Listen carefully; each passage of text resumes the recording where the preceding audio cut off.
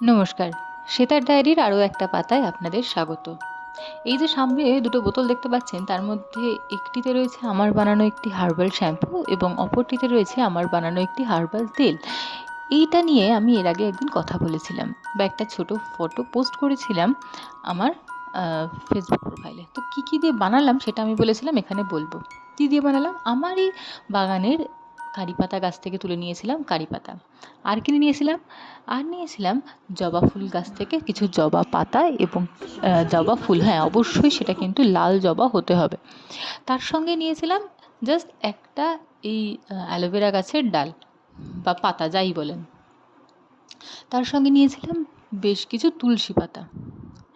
আরও বেশ কিছু জিনিস ছিল, যেমন ধরুন নিম পাতা, তারপরে লেবু, তারপর ধরুন মেথি। এগুলো তো বাজার থেকে কিনতেই হবে। নিম পাতাটা অনেকে বাড়িতে পেয়ে যাবেন। নিম পাতার ক্ষেত্রে আরেকটা জিনিস বলে রাখি, অবশ্যই একটু কচি দেখে নিম পাতা নেবেন। যে নিম পাতাগুলো অতিরিক্ত শক্ত হয়ে গেছে, মোটা হয়ে গেছে, সেগুলো না নেওয়াই বেটার। আচ্ছা, তার সঙ্গে আরও বেশ কিছু জিনিস রয়েছে। আমি কাজ করতে করতে যত যত ভিডিওটা এগাচ্ছে আমি পরপর বলে যাচ্ছি। প্রথমে সব জিনিসগুলোকে একটা বাটির মধ্যে জল দিয়ে 1 ঘন্টা মতো ভিজিয়ে রাখতে হবে। বিশেষ করে অ্যালোভেরার ডালটা ভিজিয়ে রাখা বেশি জরুরি, কারণ অ্যালোভেরা যখন আপনারা গাছ থেকে কাটবেন তখন বুঝতে পারবেন সেখান থেকে একটা হলুদ রস বেরোচ্ছে। এই জিনিসটা কিন্তু অনেকেরই সহ্য হয় না, কারণ এটা গায়ে লাগলে অনেক সময় র্যাশ বেরিয়ে যেতে পারে।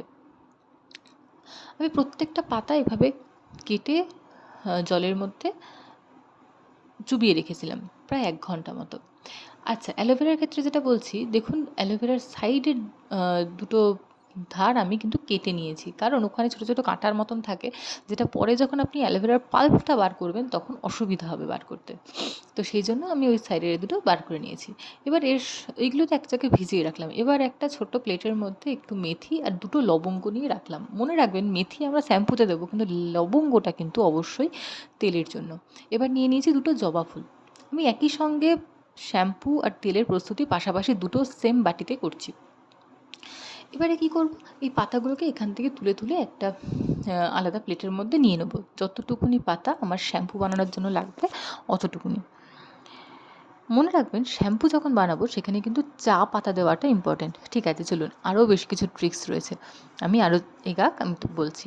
প্রত্যেকটা জিনিস আমরা এরকমভাবে ছোটো ছোটো কুচি কুচি করে কেটে নিয়ে একটা বাটির মধ্যে রেখে দেবো। পাতাগুলো সব কাটার পর তার মধ্যে জবা ফুলটা বেশি না দিলেও চলবে। আমি দুটো পাপড়ি ছিঁড়ে জাস্ট দিয়েছিলাম, কারণ তেলের মধ্যে জবা ফুল দেওয়াটা আমি বেশি প্রেফার করি। শ্যাম্পুতে জবা ফুল অল্প দেওয়াই ভালো। এবার এইগুলোর মধ্যে যেখানে পাতাগুলো কেটে রেখেছি তার মধ্যে একটু চা পাতা, একটু মেথি দিয়ে দিলাম, তার সঙ্গে একটু জল। সবটা দিয়ে গ্যাসের আঁচটা সিমে রেখে একটা ঢাকা দিয়ে বসিয়ে রাখলাম। যখন আস্তে আস্তে জিনিসটা ফুটে উঠবে তখন ঢাকনাটা সরিয়ে দেখবেন যে চায়ের রঙটা কেমন হচ্ছে, কারণ মেনলি চা পাতা এবং জবা ফুল থেকেই কিন্তু রঙটা ছাড়বে। বাকি জিনিসগুলো যদি ফোটে তবে একটা হালকা সবুজ রঙ ছাড়বে। যেহেতু চা পাতা রয়েছে, চা পাতার কালারটা অনেক স্ট্রং, সুতরাং আপনারাও কিন্তু এই জলের রঙটা লালচেই দেখতে পারবেন। এবারে মেন ইনগ্রিডিয়েন্টস যেটা হচ্ছে পেঁয়াজ। পেঁয়াজ কেটে এর মধ্যে দিয়ে দিতে হবে। চেষ্টা করবেন একটু ছোটো সাইজের পেঁয়াজগুলো দেবার, মানে যেগুলোকে ছাঁচি পেঁয়াজ বলে, সেটা কিন্তু চুলের জন্য ভীষণ ইম্পর্টেন্ট। আচ্ছা, এর মধ্যে আমি আরেকটা জিনিস দিয়েছি, যেটা হচ্ছে অর্ধেকটা লেবুকে আমি ভালো করে সুইচ করে এর মধ্যে দিয়ে দিয়েছি। ওটা ভালো মতন ফুটে এলে ওটাকে আমরা আধ ঘন্টা ঢাকা দিয়ে ওভাবেই রেখে দেবো। কিছুটা প্রথমে বোতলে জল, মানে যেটা আমরা ওই বানিয়েছিলাম ওই সিরাপটা, ওইটা দেবো। তারপরে এরকম শ্যাম্পুর পাতাগুলো কেটে কেটে এর মধ্যে দিতে দিতে থাকবো। আমি প্রায় 6টা পাতা দিয়েছিলাম যেরকম বললাম, তারপরে আবার কিছুটা জল দেবো। আচ্ছা, এর মধ্যে কিন্তু অবশ্যই অ্যালোভেরা জেলও পড়েছিল। অ্যালোভেরা জেলটা যখন দিয়েছিলাম তখন সেটা ভিডিও করা হয়নি, তবে ওই যখন জলটা ফুটছিল তার মধ্যে অ্যালোভেরা জেল দিয়ে, পাতাগুলো দিয়ে, মেথি দিয়ে, চা পাতা দিয়ে একসঙ্গেই ফুটছিল পুরো ব্যাপারটা। তারপরে পেঁয়াজ। এই তো হলো শ্যাম্পুর কথা। এবার আসছি তেলের কথায়। তেলে কী করব, তেলে অ্যালোভেরা জেলটাকে ওরকমভাবে পাল্পটা বার করে রাখবো। তার সঙ্গে পাতাগুলোকে এবার কিন্তু বার করে ভালো করে একটা খবরের কাগজে নিয়ে চেপে চেপে জলটাকে বার করে নেবো। যেহেতু তেল বানাচ্ছি সুতরাং সেখানে জলটা বেরিয়ে আসাটা ভীষণ ইম্পর্ট্যান্ট। একে অ্যালোভেরার জেলের জলটা রয়েছে, তো চেষ্টা করতে হবে আর যেন অন্য কোনো কিছু থেকে এর মধ্যে জলটা না ঢোকে। পাতাগুলো মোটামুটি একটা শুকিয়ে চলে এলে এবার সেটাকে সেই আগের মতন, মানে শ্যাম্পু বানানোর সময় ঠিক যেভাবে আমরা কুচি কুচি করে কেটে নিয়েছিলাম, এবারও ঠিক সেভাবে কুচি কুচি করে পাতাগুলোকে কেটে নেবো। কেটে একটা ছোটো প্লেটের মধ্যে সবগুলোকে রেখে দেবো। সব পাতাগুলো কুচি কুচি করে একদম কেটে নেওয়া হয়ে গেছে। এর সঙ্গে জবা ফুলের পাপড়িগুলোও কুচি কুচি করে কেটে নিয়েছি।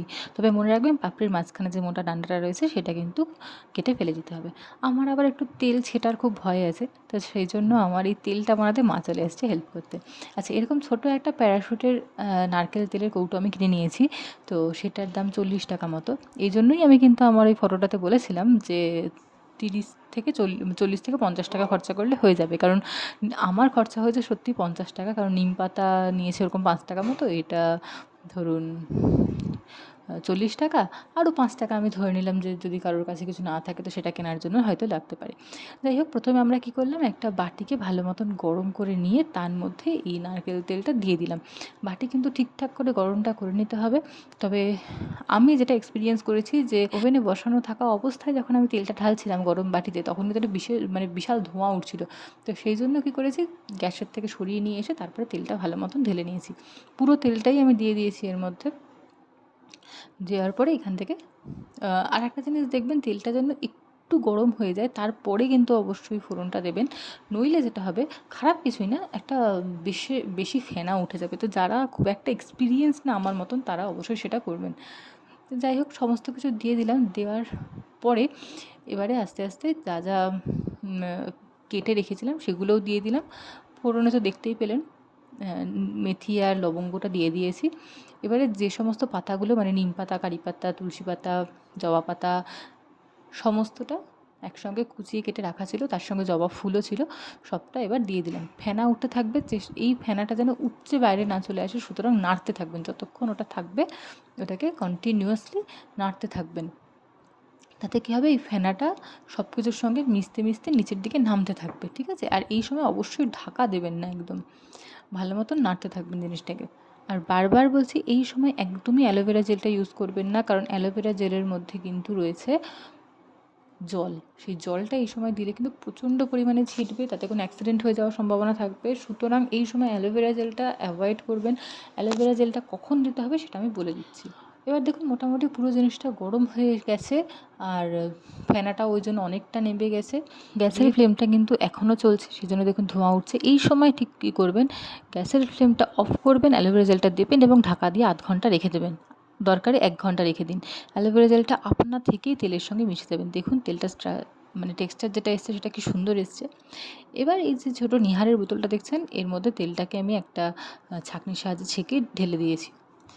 এই হয়ে গেল আমার তৈরি। আপনারা নিজেরাই দেখলেন, প্রত্যেকটা জিনিসই ঘরোয়া এবং প্রত্যেকটা জিনিসই অতি সহজলভ্য। আর সত্যি কথা বলতে, যেহেতু একদম ন্যাচারাল জিনিসপত্র দিয়ে এটা তৈরি, এটা কিন্তু কোনো রকম সাইড এফেক্ট করে না, কোনো না র্যাশ না কিচ্ছু হয় না। যদি আপনারা এই তেলটা অন্তত সপ্তাহে 2 দিন এবং শ্যাম্পুটাও যদি সপ্তাহে 2 দিন ইউজ করেন, তাহলে মানে অনেকগুলো ভালো উপকার একসঙ্গে পাবেন। যেমন ধরুন, কারি পাতা ইউজ হচ্ছে, পেঁয়াজ ইউজ হচ্ছে, সুতরাং আপনার চুলের গোড়া স্ট্রং হবে। জবা পাতা ইউজ হচ্ছে, সুতরাং আপনার চুলের যে কালার ওটা বজায় থাকবে।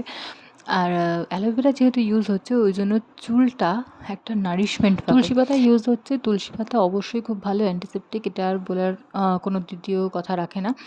সুতরাং তুলসী পাতা যেহেতু ইউজ হচ্ছে, সুতরাং এটা অবশ্যই জার্ম প্রিভেন্ট করে। তার সঙ্গে মেথি, লবঙ্গ এগুলো যেহেতু ইউজ হচ্ছে, সুতরাং চুলের একটা শাইন বজায় থাকবে। আর একটা জিনিস, চা পাতা, যেটা শ্যাম্পুর মধ্যে ইউজ হচ্ছে।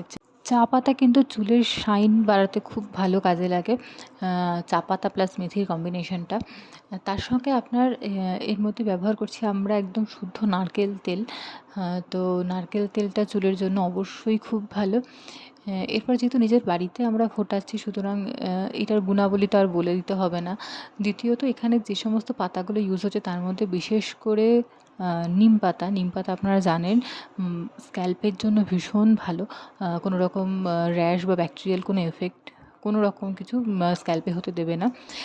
দ্বিতীয়ত, এর মধ্যে আমরা লেবু ইউজ করেছি শ্যাম্পুটার মধ্যে। লেবু অবশ্যই ড্যান্ড্রফ কম করতে অনেকটা হেল্প করে, বলতে পারেন খুব ভালো হেল্প করে। তো এর মধ্যে যে কটা উপাদান রয়েছে, প্রত্যেকটা ইনগ্রিডিয়েন্টস কিন্তু আমাদের জন্য ভীষণ ভীষণ ভীষণ ভালো, এবং এদের কম্বিনেশনটাও ভালো। তো যারা প্রত্যেক মাসে পার্লারে গিয়ে বা সেলুনে গিয়ে নিজেদের হেয়ার ট্রিটমেন্ট করাচ্ছেন, তাদের বলবো তারা অন্তত একটা মাস সপ্তাহে 2 দিন করে এই জিনিসটা করে দেখুন। মানে তেল আগের দিন রাত্রে লাগিয়ে রাখুন, পরের দিন সকালবেলা শ্যাম্পুটা দিয়ে চুলটা ধুয়ে নিন। আপনার চুল কতটা নারিশমেন্ট পেয়েছে তারপরে আমাকে কমেন্ট করে জানাবেন। আশা রাখবো সবার ভালো হবে।